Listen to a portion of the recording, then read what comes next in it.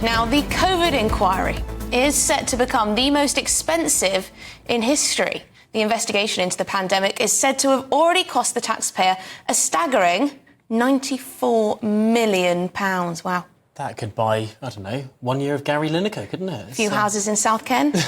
But the cash keeps rolling. The final report is not expected to be produced until the end of 2026, which would mean that the projected cost of this inquiry is set for a mind-blowing £200 million in total. It's a lot of money, isn't it? Is it worth it? Joining us is the head of campaigns at the Taxpayers Alliance, Elliot Keck. Now, the Taxpayers Alliance led this research. Elliot, £300,000 a day over the last year, a staggering amount of money. How does it compare to previous investigations we've had of this type? Oh, listen, it's far, far higher. The only one that comes close is the inquiry into child sex abuse, but that went on for about double the amount of time. When you look at the total inquiry, the other really concerning thing is that these costs are actually accelerating. So if you look from the start in summer 2022, the average spending has been £136,000 a day. But in the latest financial year, it was £200,000 a day. You then add to that the cost to the civil service, i.e. not the COVID inquiry, but to the civil service of, for example, preparing witnesses and preparing evidence. And that's an additional £100,000 a day. So these costs are spiralling completely out of control. Being impacted by inflation but as well. Elliot, who's getting all this money? Is it going to lawyers? I mean, where's it going? So listen, that's a very good question. So if you look at the £94 million spent so far, roughly half is going towards legal costs, so another £15 million towards operational costs. And interestingly, there's about £9.5 million towards a project called Every Story Matters, which is where essentially the COVID inquiry goes on tour to speak to individuals about their experiences of COVID. I think that's a very noble thing to do. But ultimately, is that really why we want this inquiry? Don't we want this inquiry fundamentally to get to the bottom of what went wrong and what should have happened instead? Sounds like an art project more than... Yeah. I mean, surely... Yeah, an inquiry should be about decisions that were made in government. I mean, yes, it matters how it affects people. That's not going to affect... I mean, hearing someone be very sad about what happened is not going to affect sort of how we prepare for the next thing.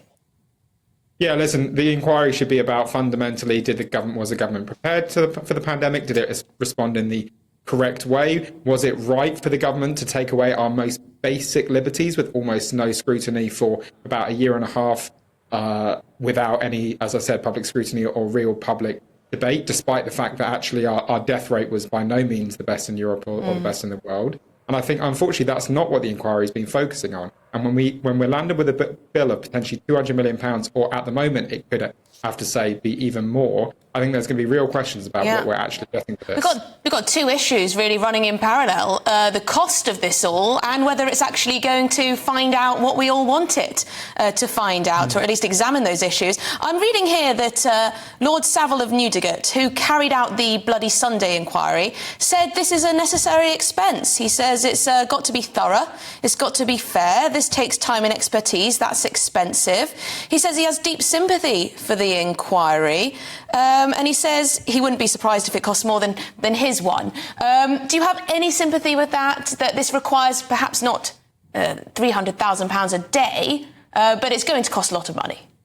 Oh, listen, of course it's going to cost money. These things will always cost money. But listen, I've watched enough of the COVID inquiry and read enough about the COVID inquiry to know that mostly it's been a political pantomime. And I think that's completely inappropriate. It's actually, I find, it's insensitive to the victims themselves. And ultimately, it means that we're not going to learn anything. And if something like this happens again, we're going to reach for the same reactive and tired solutions that we did last time. Elliot, I went along to the COVID inquiry and sat there for Dominic Cummings giving evidence. I found it extraordinary, the amount that they focused on how many men were in number 10, was there sort of a sort of a two male-led team that led to all of this. WhatsApp messages. And being rude on WhatsApp messages and swearing as if that doesn't happen in every government ever. And Dominic Cummings sat there saying, sorry, can we talk about the systems of management here? Can we talk about the dates of who said what and when? And they said, no, we want to talk about your sweary WhatsApps. It's extraordinary.